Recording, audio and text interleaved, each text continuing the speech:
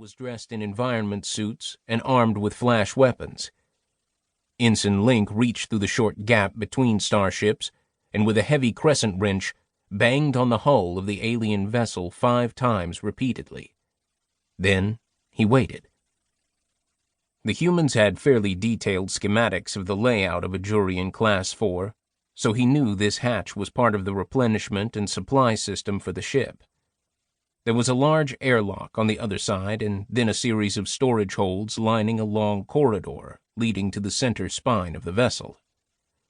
For good measure, Link hammered on the hull 1 more time. Still nothing. "I'm opening the hatch," he reported over his throat comm. "Monitoring," Commander Frost replied. This is definitely weird, Frost thought.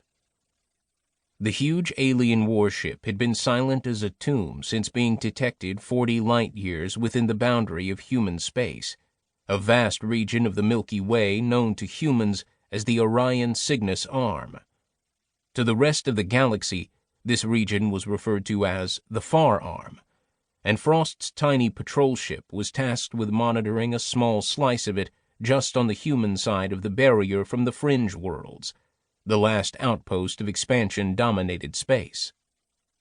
Juirean ships were expressly forbidden from entering human space without permission, and those that did came mainly through the more established space lanes at the other side of the arm. To find this vessel here meant only one thing. It was a spy ship, tasked with monitoring the activities of the human space fleet. Frost was sure the Union also employed spy ships of their own within the new expansion, even though humans were allowed more freedom of access and movement within the bulk of the galaxy than Earth gave the aliens. After 2 devastating attacks on their home world, one by the Juireans and another by the Klin, mankind wasn't taking any more chances. Aliens were certainly welcome within human space, yet only after the proper clearance and inspections. So this Class 4 starship shouldn't be here, and if Commander Frost detected even the slightest sign of hostility, he would retreat and wait for backup. As it was, he knew at least a dozen much larger warships were ripping through space at that very moment in an attempt to get here as quickly as possible. "The hatch opened without a problem, Captain," Link reported. "Lights just came on inside the airlock, probably automated. We're moving inside. Gravity's still active. Wow, this is neat. What are they, about 3/4 of Earth's?" "That's what I've heard." "This is like training on Galaxy 4. "Concentrate, Mr. Link." "Yes, sir. We're inside now, closing the outer hatch and activating the airlock." The area beyond the airlock was a large processing center for most of the hand-carried goods loaded through this access point. Larger items were brought in through the main landing bays. This scuttle could also be used to transfer personnel from ship to ship, and also to gain access to the exterior for maintenance and repair.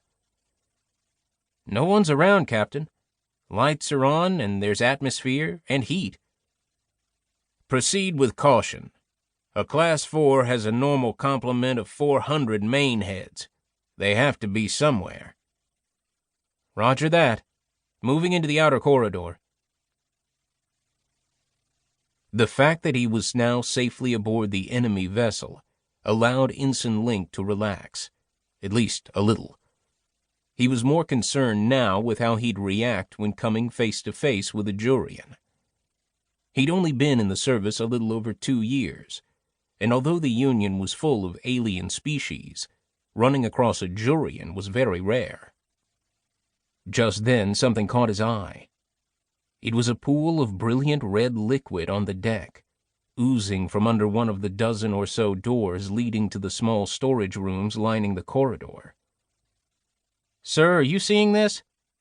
Is this what I think it is? Juirean blood is red, right?" "I believe so, but blood of any color leaking from under a closed door is never a good sign." Link motioned for the other 4 men in his party to flank the door before triggering the electronic opener on the wall.